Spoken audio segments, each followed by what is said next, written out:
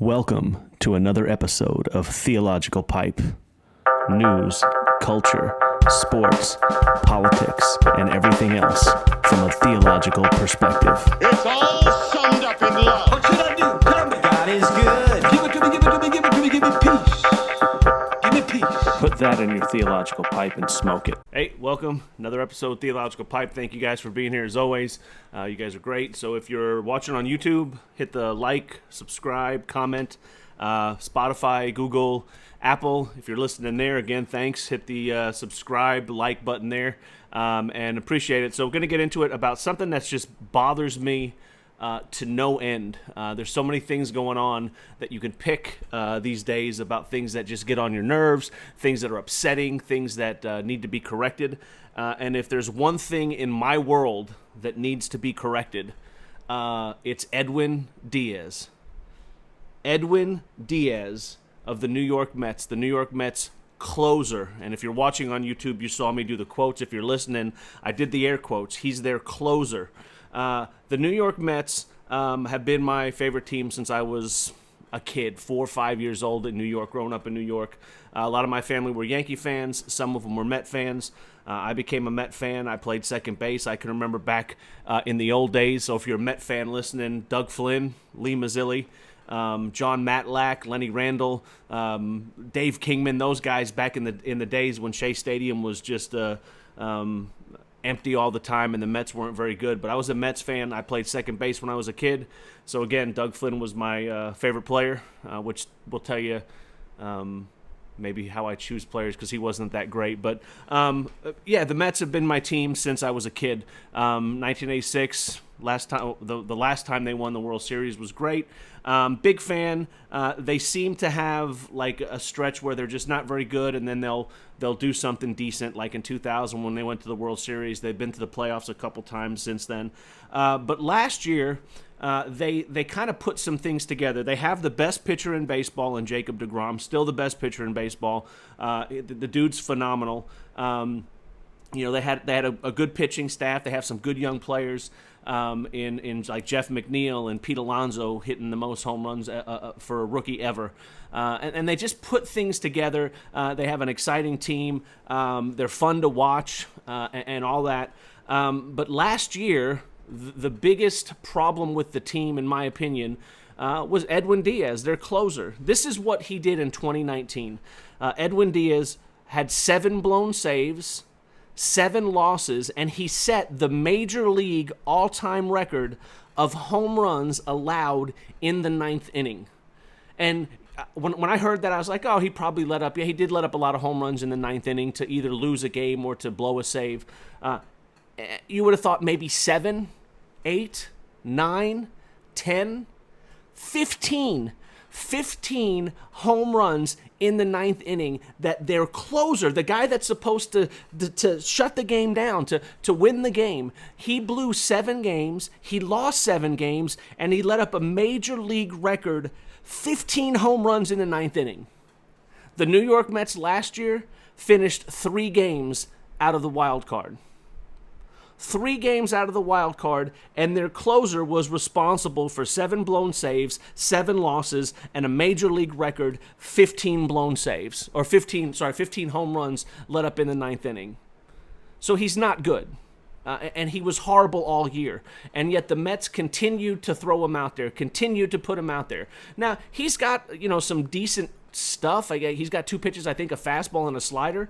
And a couple years before he came to the Mets, he had like 57 saves for Seattle. So he had one really, really good year. And I have no problem with them going to get him. But for some reason, last year, they continued to trot him out there to close games, and he continued to blow games for the Mets. And, you can blame losses, and you can blame not making the playoffs on a lot of players. But again, as a fan, that's your guy right there. That's the blame. Two people to blame. Him for being trash, and the manager and the team for continuing to put him out there based the whole season. He's not good. So we come into 2020, and 2020 is a weird year. And I get it. And I've talked about my feelings about sports and how I wish they would get away from social justice, and I wish they would play the game, and I wish they would know all of the facts before they start commenting on things, and I wish they would use their position to bring people together. But that being said, in 2020, it's a different year. You're playing in front of no fans. They're playing doubleheaders a lot and all this stuff. So this year, Edwin Diaz, in this shortened season, we haven't even played, I think, close to 30, 40 games. There's only a few weeks left in the season. It's going to be shortened. I think they're playing 60 games this year. So far this year, he has 1 loss and 3 blown saves in a short amount of time.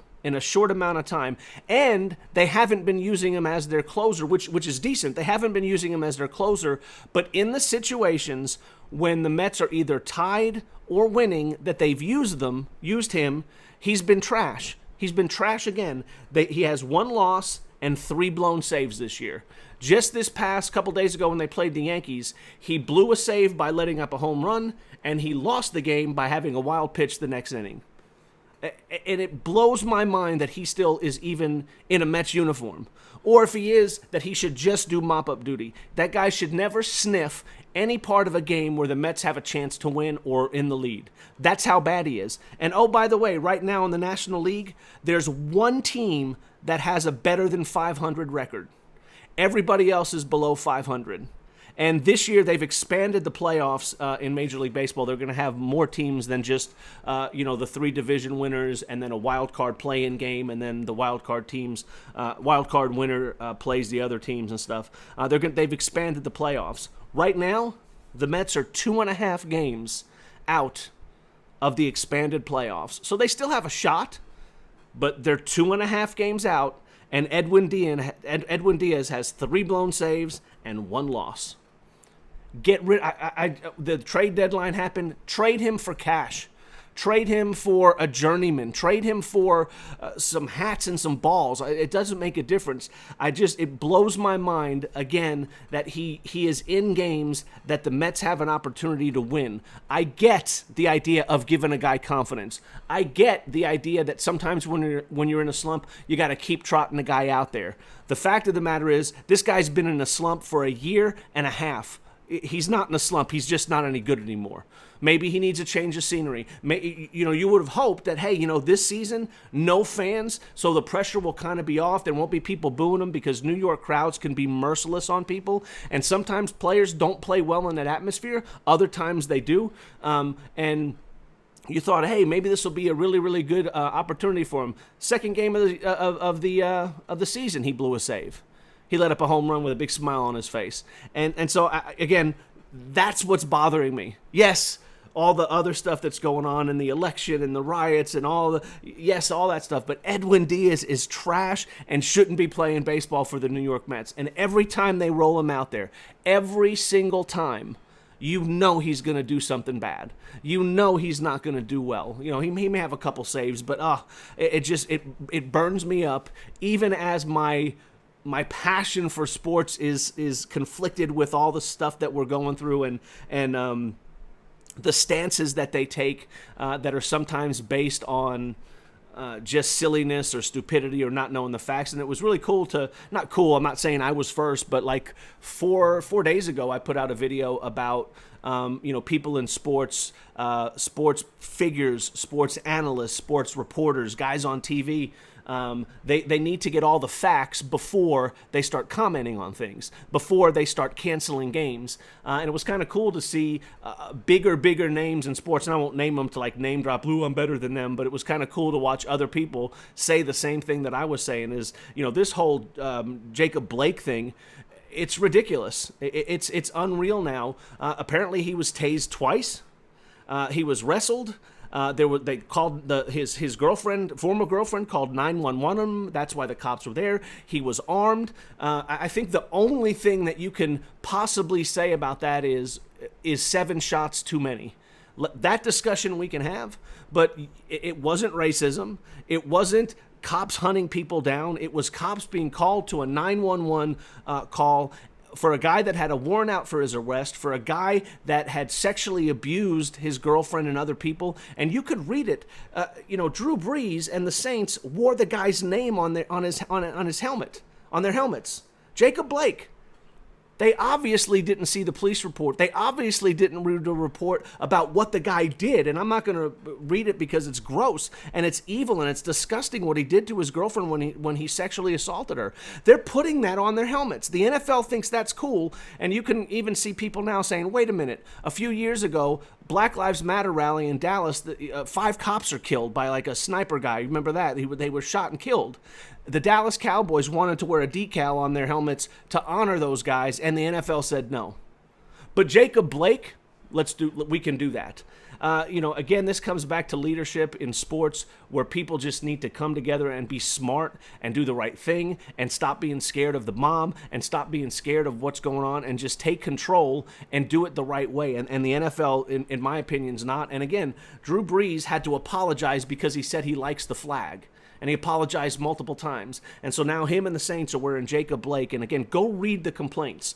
Go read what happened. Go read the events of what happened. Go watch the 2 videos and then tell me why people are over. Again, I talked about this before. It was really cool to see other people, again, not copy me, but it felt good to be in good company. Like, I'm not the only one that thinks that, hey, when something happens, let's wait until all the facts come out, and let's not shoot off at the mouth and say something stupid that's going to make us look dumber. But the big problem, another problem I see, is after all the facts come out, there's no correction by the media. There's no correction by the sports guy. There's no correction by LeBron James or Ryan Tannehill or Jay Thomas or Doc Rivers or Steve Kerr or any of these people. They say these things and it gets them the woke points, and whether they believe it or not, that's fine. But then when the real facts come out, they don't come out and say, you know what, I've looked at it, maybe this isn't the hill I want to die on. And so, yeah, I got off track there. But, I wanted to lead with some good news besides my disdain for Edwin Diaz, my utter disdain for him. And every time I see him go out to the mound, it just makes me sick to my stomach because I know he's going to do something bad. So, hey, put someone, I don't even know what the answer is. And it's just a shame to me that he's out there. And again, I don't think the Mets, they've lost too many pitchers. Stroman opting out, Syndergaard had to have surgery. Steven Matz is on the injured list. So their rotation is decimated. It's Jacob deGrom and a bunch of other people. And I don't think they're going to do any damage in the playoffs. But it's a shame that they could be right there in the hunt for at least a playoff spot. And then when the playoffs happen, if guys get hot at the right time, there's no telling what can happen. But man, with Edwin Diaz on the team, it just makes me sick. And I guess that's what I'm focusing on. And that's the point of sports to me. Let's go there. That's the point of sports. Is for a few minutes today, for a few minutes over the past few days, I've got to be angry about sports. I've got to watch sports and be angry about sports and debate people. I've texted some friends and talked to some friends about sports and upcoming games and college football, and I've got to be involved in sports, and it's made me happy, and it's made me less stressful about the coronavirus, which numbers are going down consistently, and things are looking pretty decent, and it's made me forget about some of the riots, and it's made me forget about Biden not being able to give a speech even when he's reading off a teleprompter, or Trump, doing typical Trump things when he can really just keep his mouth quiet and maybe say a few words, but he's got to spout off at the mouth. It's made me forget about all that. I'm focusing on sports, and it's great. And then I have to watch quotes and lectures from people who don't even have all the facts and figures, and that makes me angry. But it's really cool, again, to be in sports. And so that's the power that sports has, is to help us to forget about, to forget about life for a while, to quote Billy Joel, to forget about life for a while and just lose yourself in the game. And at least for me, for a guy that played sports when he was a kid, that's what you remember. You remember all the fun times. You remember the teammates, and you remember the good times and the bad, and sports is just that kind of thing. So I think that's cool. I think that's good news that we have sports. It's back again. I hope and pray that leaders start leading and people start to recognize that they need to, I don't want to say control, but understand what they're doing, understand the power that they have, and understand when they do Hands Across America for Jacob Blake, and they wear his name on a helmet, and it turns out he's a rapist, and you could read the complaint. That's the guy that you have on your helmet. Put a Martin Luther King quote on your helmet. Martin Luther King Jr. Put a quote on your helmet of his. Talk about something about unity and bringing us together. But again, they just don't do it, and it's frustrating. So I hope they do. I hope smarter people rise to the top. And Le'Veon Bell, you can go read some of his tweets. He's a running back for the Jets. He had a great tweet. I'm not going to read it because I closed out the app, but he had a great tweet about, hey, not all cops are bad, not all black people are thugs, not all white people are racist. We're in this together, and when we do this rioting and looting, innocent people are getting hurt. Hello? Pretty much the smartest thing that's ever been said so far over the past few months, and I guarantee either he's going to be chastised for it or he's going to be ignored. And he's 100% right. And so, Le'Veon Bell, props to you, man. Good news. This is good news. And I am not going to go down the rabbit hole of conspiracy theories about missing kids and sexual, trafficking minors in the sex trade and stuff like that, because I don't want to. I just think it's silly. I do know that thousands and thousands and thousands and thousands of kids every year go missing for a variety of reasons. And anytime they're found, I think that should be a cause that should be national celebration. I mean, we know that happens when, like, each state has that alert system, hey, look, be on the lookout for 4-year-old Jimmy. He was abducted by his father-in-law, his mother-in-law, or whatever, his uncle. And then, the alert goes out, the Amber Alert goes out. And then when he's found, it's, they found him, and everyone's like, ooh, that's great. And then it's really sad when a kid goes missing and they're found and they're not okay. They wind up being found dead or murdered or something like that. And it's even more horrific to think that kids are being sex trafficked, that they're being stolen, abducted, kidnapped, and then sold to have sex with people.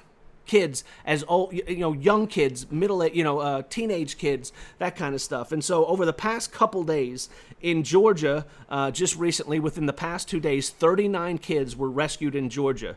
And this is a quote from one of the articles. It says, the missing children were considered to be some of the most at-risk and challenging recovering cases. And some were likely victims of child sex trafficking, child exploitation, abuse, and they had medical or mental health conditions, officials said. So the federal government has this program, this group of people, that the FBI and stuff, and they go out and they rescue kids that are being sex trafficked, and they rescue kids that are being abused, and they rescue kids that are kidnapped. And they found 39 kids in Georgia just the other day. Not one, not two, 39 kids. That's cause for celebration. 39 kids who were being abused. 39 kids that were possibly being trafficked in the sex trade. 39 kids that were hurting and lost. The most severe cases of child sex trafficking, child exploitation, abuse, and medical and mental health conditions. 39 of them were rescued in Georgia. Just in the past couple days in Ohio, 25 kids were rescued. And these are kids that have been abused and neglected and involved in human trafficking. So in the past few days, right? 64? Is my math right? 64 kids were rescued from being trafficked in the sex trade. This is what it said. U.S. Marshal Pete Elliott, he's in there. He goes, these are kids that have been abused, neglected, and involved in human trafficking. Sometimes the situation they had to go, believe it or not, may be better than the situations they left from. So that means for some of those kids, them going to be kidnapped, or them going into the sex trade, or them going to be exploited was better than where they were before. What in the world? But listen to this. It said they may be better than the situations they left from. We've had some cases in the 25 kids that they were rescued where the mother and or father or both were prostituting their own child. So 25 kids, 39 kids are rescued from sex trafficking, from abuse, from exploitation. And in Ohio, in a separate sting, part of the same group, but in a separate sting, there were 27 people arrested in sting operations for trying to set up sex with minors. Kind of like the To Catch a Predator thing on TV. So 27 arrests, 25 kids rescued in Ohio, 39 kids rescued in Georgia.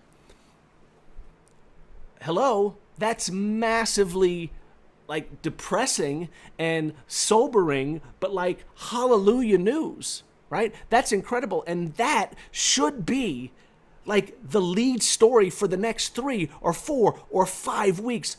Who are these people that were arrested? Who are they in Georgia, they rescued a bunch of kids in a trailer. Who put them there? Why were they there? Let's investigate this. The media should be all over this. Now, they're not. Now, I'm not a conspiracy person, but if you want to understand why groups like QAnon or however you pronounce it, have these bizarre conspiracy theories about global pedophilia, child trafficking stuff, it's stuff like this. This goes on, and you can go on Twitter, you can go on the web, on websites, and CNN might have a little story down here, and ABC might have a story here, but it's not the number one story. Their number one stories are riots and how the riots are Trump's fault, even though they've really been going on for 3 months and the Democrats have ignored them. And Biden says they're Trump's fault and Trump says they're Biden's fault and they're fighting about that. And we're going to have more racial division and we try to stoke those fears. And we're talking about the election and we're talking about mailboxes and we're talking about whether or not a 3-year-old kid made a Lego model for Trump. And that's what we're talking about. But but we're not having nationwide coverage. It blows my mind that CNN and MSNBC and Fox and AB, they should be having, hey, special report for the next hour. We're going to tell you about the 39 kids that were rescued, about the 25 kids that are rescued. We're going to tell you about the 27 people that were arrested. We're going to dig deeper into this and find out what's going on, because we know if there's these kids, there's more kids out there and we want to rescue them. These are kids. These aren't 20, 30-year-old people that got involved in something wrong and are responsible for their own actions. As young as 3. They found kids as young as 3 with these groups of people that were rescued. 3 years old. And they were rescued. This should be national news for the next 2 or 3 days. It should push everything off to the side. It should push politics to the side. It should push sports to the side. It should push Jacob Blake to the side. It should push the 17-year-old kid that they're now trying to paint like he was some kind of white supremacist murderer. But if you look at the reports and if you look at the videos, it was self-defense and it's a pretty clear-cut case of that. But now they're trying to make that political. All that should go to the side, and we should be celebrating the fact that 25 kids and 39 kids were rescued from child sex trafficking. They were rescued from abuse. That should be national news. And the fact that it's not is concerning to me, because it just proves that the media just wants to do what they want to do to paint their own narrative, and I think it's a shame. I think it's one of the I don't say travesty, and who knows, maybe they're waiting for more information, and maybe tomorrow there'll be national coverage. There won't be, because this has happened in the past before where kids have been rescued. But the fact that we're not celebrating this as a country, the fact that we're not, and when I say we're not, a lot of people are sharing it and saying on social media that this should be a bigger story. This should be a bigger story. And what they mean by that is not people sharing it. It's the media's coverage of it. And I don't know why. I don't know, again, I'm not the conspiracy guy that says, well, there's a worldwide cabal of child sex traffickers and Epstein was part of it and Clinton. And I think there's stuff there with that. And the names will come out, and I hope they do investigations, right? And I hope the people that were doing just evil things get the justice that's coming to them. But my thought is it's probably political that they're not covering it. Why? Because this is happening under Donald Trump's presidency. He's in control of, he's the head of the government, and the FBI is doing this, and probably, the Marshal Service, all these coordinating and stuff. And hey, if they do this, it might give Trump some positive publicity, and we don't want to do that in a presidential election. I just think that's the weakest thing ever. It's weak that everything we do has a political tone to it, why we do things. We're not going to report on this amazing recovery effort of 39 and 25 kids because it might help Donald Trump. We're not going to comment on the riots and the murders and the rapes and the looting and the pillaging and all the stuff that's going on and been going on for months until polling shows us that it's politically expedient for us to comment on it, and that's why Joe Biden's going to say something. And that's why Don Lemon goes on TV the other day and says, hey, you guys should stop rooting because polling is showing it's really bad for us. You're going to get Trump some votes. How about you do the right thing because it's the right thing? You don't loot. You come out against looting and rioting and destroying businesses and setting fires and throwing bricks at people and kicking people in the head. How about you come out against that because it's the right thing to do? How about you celebrate kids being rescued like no other celebration? That this should, like I said, this should be a feel-good story that can bring us together. Who in their right mind would say, I don't want to hear about kids being rescued? This should bring us together, but you don't cover it because there might be some political windfall for somebody or might look bad for somebody. How about you cover it because it needs to be covered and people need to know about it? And I just wish adults would start doing that kind of stuff regardless of politics. Just do the right thing. And I think, it's not going to change. And I know a lot of people are saying, well, when the election's over, it'll be different. I hope you're right. I don't care who's elected. I hope you're right. It's pretty obvious. Yeah, we'll talk about the election as we get closer. I don't want to go into that right now. But number one, Edwin Diaz needs to never pitch again for the New York Mets. And number two, man, celebrate things that are worth celebrating. And so maybe that's something to do. I take two positives from this podcast or whatever. I got to talk and complain about sports. Again, I wish they'd figure out their social justice message. I wish they would be smarter in the way they handle that kind of stuff. But I got to complain about sports, and that's a good thing. It's a good thing to be focused on sports and not other junk. And I also got to celebrate the fact that a bunch of kids were rescued and they're no longer being trafficked. They're no longer being abused. They're freedom. It's a good thing. And so maybe, focusing on those little things each and every day, man, will make your day brighter. It'll make your day better. So that's my theological pipe. Look at my theological pipe moment. Put that in your theological pipe and smoke it. Celebrate the things that should be celebrated. And maybe even better, be an adult, be a leader, be someone who is not going to let an agenda or politics dictate whether or not you're going to do the right thing. Celebrate kids that are being rescued. Celebrate the fact that good things are happening. When bad things happen, when riots and looting and stuff, call it out. Don't encourage it. The Democrats for a long time, and you could listen to Maxine Waters, you could listen to Kamala Harris, you can listen to Chris Cuomo, you can listen to a bunch of people who are Democrats and identify as Democrats over the past, Ayanna Pressley, AOC, different people saying, yeah, get in people's faces. Yeah, let them know that, you're going to push back on them. When we go, push back, punch them in the face. I didn't say punch them in the face, but that's kind of what they're saying. They encourage this kind of stuff. And then all of a sudden, now that it's politically not good, no, we got to be about law and order and we got to be about peace. How about you be about peace because that's what you should be about? Do the right thing regardless of politics. Same thing, I'll just leave it at that. I'm just going to go there. So do the right thing. Celebrate the small victories. And like I said, I think these are victories, especially those kids. You may not care about baseball. Again, I think it's cool that I can get upset about sports again. But man, 39 kids and 25 kids being rescued from sex trafficking is beyond, I don't even think my brain lets me comprehend what that means, right? I can't imagine. I can't imagine any of it. I can't imagine them going through it. I can't imagine the people that had to go rescue them. So, man, just celebrate those things and just know that the people that did that's law enforcement. The people that a lot of people are against and want to defund and don't like, and they're the quote-unquote man. They're putting their lives on the line to save people and to do the right thing. So celebrate the small things. Get excited about those small things. I mean, there's light at the end of the tunnel, and things are going to get okay. We're going to be okay.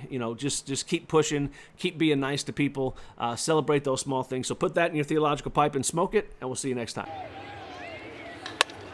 High drive, right center field by Jesse. Yes, sir. DeWink with a long ball to give the Reds a 1-run lead. High drive, left field. Are you kidding me? Iglesias. And that ball is gone.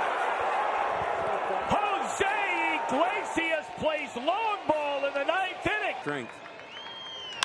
Went with a fastball, lifted to right center field, way back there. Conforto's out of room. It's gone.